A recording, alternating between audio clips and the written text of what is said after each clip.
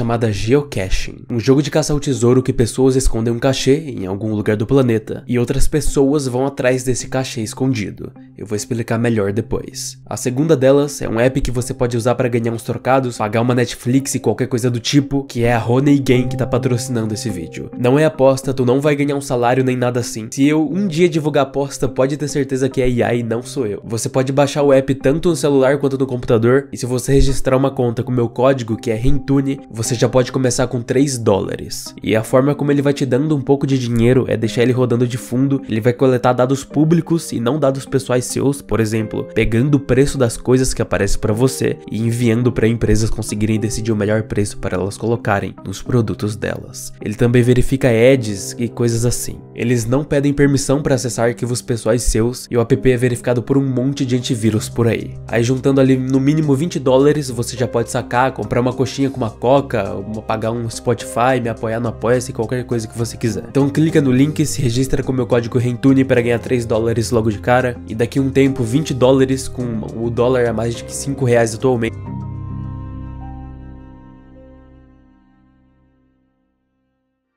Geocaching é um jogo que surgiu e foi ficando bem popular na gringa no início dos anos 2000. Ele basicamente consiste em alguém, em algum lugar do planeta, mas mesmo sendo simples e para alguns até sem graça, é um jogo que tem milhões de jogadores ao redor do mundo todo. Aqui no Brasil é algo extremamente nichado e desconhecido. Inclusive, eu mesmo fui até um aqui em Guarulhos junto com o Hamlet só para ter a experiência. A gente achou o geocache, assinou os nomes e até deixei um presentinho para a próxima pessoa que for encontrar. Essa é a localização do cachê que a gente foi atrás. Caso alguém aqui assistindo quiser ir lá, me marca no Insta se achar o presente, eu vou ficar feliz. Uma coisa estranha que eu achei dentro do cachê também foi um papelzinho que parecia ter uma frase codificada, um enigma. Eu sei que o site do geocaching tem uma cifra para esconder as dicas deles, que é essa aí. Então eu trouxe o papel aqui para casa e resolvi decifrar. Nossa, que coincidência. Aliás, eu e o Hamlet gravamos umas coisas exclusivas para os apoiadores também, enquanto a gente andava pro cachê e procurando pelo cachê também. Eu vou postar isso tudo para os apoiadores. Enfim, agora o papo vai ficando cada vez mais sério. Esse jogo surgiu assim como é hoje, e ficava em uma margem de erro de 100 metros na vertical e 50 na horizontal.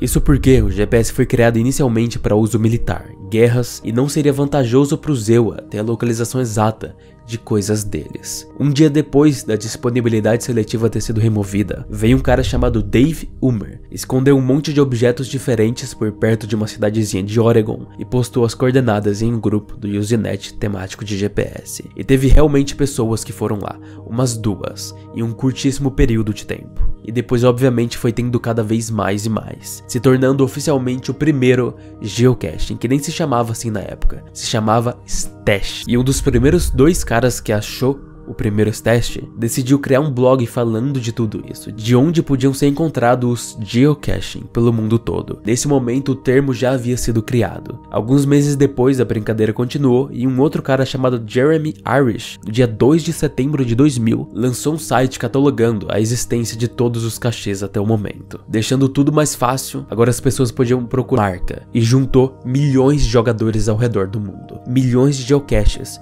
escondidos também. O jogo segue firme e forte até hoje, só que nem tudo é mil maravilhas. É realmente um joguinho bem simples e divertido, mas se fazer as pessoas irem buscar coisas, muitas vezes em localizações isoladas, em algum momento algo daria errado. E deu, muitas vezes. Vocês vão ouvir algumas dessas histórias agora. Várias coisas, há relatos aos montes em fóruns, no Reddit, de pessoas encontrando situações inconvenientes, macabras, ou pessoas usam coisas suspeitas para guardar eles. Algo muito comum é usar uma caixa de munições antiga, por suspeita de terrorismo, até os oficiais irem lá e perceber o que realmente era. Recentemente, eu fui visitar meus pais durante uma ida ao Walmart para comprar comida com a família. Pensei já em mostrar para ele como funcionava. Já carro, encontrei o cachê, assinei o registro, olhei ao redor e coloquei de volta. Nada incomum, certo? 2 dias depois, eu vi o cachê sendo arquivado, o que achei estranho. tinha mais de 250 pessoas. Dizia que um funcionário do Walmart viu uma pessoa escondendo algo sob o poste e chamou a polícia. A polícia então notificou a equipe de bombas e toda a área foi isolada. O pacote misterioso foi encontrado e continha um pedaço de papel enrolado, obviamente um geocache. A notícia se espalhou rapidamente na comunidade dos meus pais sobre o alarme de bomba na pequena cidade deles. Essas evacuações, apesar de chatas, no geral não tem nada demais relacionado aos geocaching. Coisa leve, é até melhor prevenir do que remediar, principalmente em países que são constantemente alvos de ataque do tipo. Mas existem também duas listas que foi criadas nas proximidades deles. Alguns foram achados por pessoas que morreram enquanto procuravam por eles. E essas duas listas feitas pelo caso desse exemplo. No dia 10 de junho de 2018, um grupo de 4 pessoas foram atrás de geocaching em Prague, capital da República Tcheca, dentro de um túnel que servia como drenagem antes. Em vez de uma trilha, encontramos uma parte aberta na vegetação densa. Meu cachorro começou a farejar e tentou desenterrar algo. Ao inspecionar mais de perto, era o buraco do olho de um crânio. Encontramos um braço por perto também, então imediatamente ligamos para a polícia e fornecemos nossas coordenadas do GPS. Não demorou muito para que eu começasse a receber ligações, eles estavam literalmente na saída da floresta, esperando por mim ao lado do meu carro. Eu achei o artigo que prova que essa história é real, só que ele errou a data, ele achou os ossos em 2004 e não em 2001, como ele tinha dito. Aconteceu em Aiken, uma cidade da Califórnia do Sul, no Zewa, e os dois amigos que acharam foi o Tim e o Carl. Na época, lá no artigo, o xerife disse que é incerto quanto tempo os restos pareciam estar naquela floresta, e iriam fazer uma autópsia para tentar identificar a pessoa. Com esse contexto, a gente pode voltar pro post do antes, por enforcamento. Era um caso que nunca foi encerrado, porque o cara era amigo pessoal de um policial aposentado, que nunca desistiu de procurá-lo. O policial me rastreou e se aproximou de mim na igreja um dia, apertando minha mão e chorando de gratidão. Foi uma experiência incrível, mas obviamente triste. Ele supostamente deixou uma nota de suicídio dizendo que seu corpo inteiro estava enterrado devido ao escoamento de água, e foi necessário uma equipe de escavação forense para extrair os restos.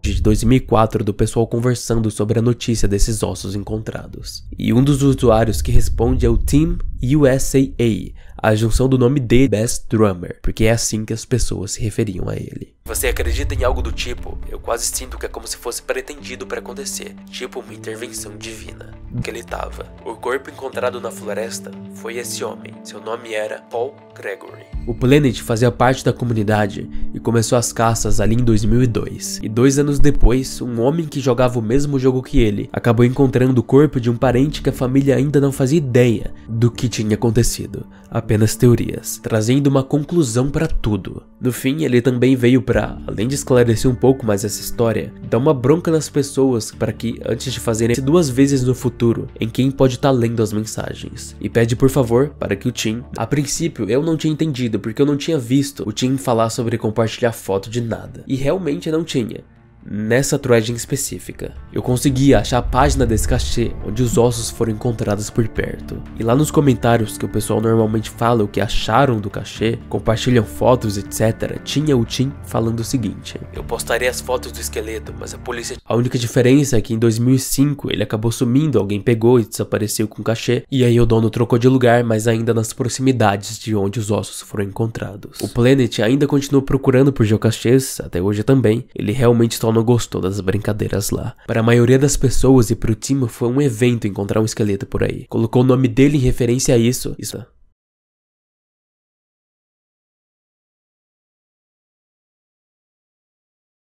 Procurando por histórias, acontecimentos e casos bizarros que ocorreram com pessoas, e em outros sites e subreddits também. Desde as situações mais inusitadas e engraçadas, ou nojentas, ou perigosas, até as mais perturbadoras. Dada pelo usuário Reason Man, que decidiu voltar mais uma vez em um cachê que ele já tinha tentado encontrar em outros momentos, com o título de "Nos conte sobre a sua experiência mais assustadora de geocaching". E assim começa. Eu não sei parque, pois era um dos últimos cachês lá que eu não tinha encontrado ainda. Encontrei um bom local que até tinha uma forma triangular formada por galhos no chão. Então pensei, é isso, Cavei um pouco na trava parafusada, do tamanho e largura de um teclado de computador. A profundidade correspondia à largura. Inspecionei a caixa por alguns minutos e cheguei à conclusão de que não havia como abri-la, exceto com uma chave de fenda. Olhei ao redor em busca de uma ferramenta, mas não encontrei nada. Só para deixar claro, normalmente em cachês que necessitam de algo a mais para serem encontrados, as ferramentas são achadas ali por perto do geocache ou nas informações do cachê lá no site, dizendo antecipadamente o que a pessoa vai precisar para conseguir achar o cachê, para que as pessoas possam levar as ferramentas necessárias. Ou os próprios usuários nos comentários falam: mencionar aqui, de vez em quando, eu senti um cheiro horrível, nem contato com a caixa. Só percebi a conexão entre o baque seco, o cheiro forte e o fato de que o que estava dentro ocupava a maior parte do espaço, quando percebi que, sem querer, desenterrei e profanei terrivelmente o túmulo de algum animal de estimação, provavelmente um gato. Me senti péssimo. Rapidamente coloquei o pequeno caixão de volta no chão, cobri e encerrei minha cesta. Aconteceu. Parece que eu fui o único idiota que tinha desenterrado isso. Então, tanto faz, eu acho. Dessa vez, pelo menos, teve um real culpado. Nas regras do geocaching, é proibido que você enterre algo, para as pessoas não saírem por aí escavando propriedade ou floresta alheia, ou até mesmo para evitar acontecer algo do tipo que a gente acabou de ler aqui. É a mesma situação do caso que eu mencionei no início. Uma denúncia de bomba feita por um funcionário do Walmart não teria sido feita se o dono do cachê tivesse pedido permissão da entidade privada. Por causa de terem desobedecido às regras, o Reason Man profanou o túmulo de um animal, e o outro quase foi denunciado por terrorismo. Nesses poucos exemplos de muitos que foram mencionados no vídeo, surge uma dúvida que pessoas vendo de fora podem se perguntar. Em um jogo de caça ao tesouro, sem nenhuma recompensa, que pode te levar a lugares isolados, não é perigoso e chato o suficiente para as pessoas quererem parar de participar, nem começar por ser algo perigoso? E assim, vários cachês que tiveram casos de mortes, em um desses que foi arquivado, onde um cara acabou se afogando, eu encontrei um arquivado se a pessoa tomasse responsabilidades por si mesma, respeitar o ambiente, o cachê dele. Faz sentido que, por respeito aos conhecidos e familiares do falecido, por isso não podemos parar de nos mover no trânsito. Nós dirigimos para a maioria dos cachês que pegamos. Espero que o geocaching não seja proibido no dia que um de nós morrer no trânsito. Me lembro que tive um amigo pescador que caiu no riacho e se afogou. Isso não me faz da quantidade de jogadores que jogam isso todos os dias. Eu não consegui encontrar nenhum caso de assassinato ou emboscada envolvendo geocaching. Mesmo assim, caso isso já tivesse acontecido, uma trilha, por exemplo, normalmente não pararia de funcionar ou seria proibida das pessoas fazerem ela se alguém acabou se perdendo lá ou foi assassinado, emboscado, e se arriscar para isso, seja em um local dentro da cidade ou fora dela. Eu fiz justamente a busca para ter uma mínima experiência. Passa todo dia e você nunca soube que teve um cachê escondidinho ali, atrás de uma cerca. A ideia do joguinho é bem simples, só anotar o nome no papel e falar que você encontrou o cachê no site. Mas a criatividade aqui é o limite e conseguir realmente encontrar o cachê. Como eu vi em vários exemplos de donos vão lá e normalmente repõem. No Brasil isso é mais difícil, só algumas capitais parecem ter uma quantidade relevante e outras tem tipo 1 ou 2. Mas aqui é um hobby extremamente desconhecido, até no YouTube. Tudo bem que sair com o celular na mão e ficar panguando na rua procurando por um objeto estranho, os comentários de achados nas páginas dos cachês são feitos por gringos por onde eles passavam. Podia ser uma atividade recreacional muito legal de se fazer por aí. Tem mais histórias do Reddit macabras e trágicas, fazer live mais frequentemente daqui umas semanas. Mas isso é uma ideia para o futuro, já que eu não tenho nem equipamento nem internet ilimitada para isso. Mesmo assim, passem lá na live caso queiram interagir, quando eu estiver online. Espero que tenham gostado do vídeo. Obrigado Renato, Mako e Gabriel Negreiros pelo apoio na categoria Detetive. Vocês ajudam demais. Até a próxima. Tchau.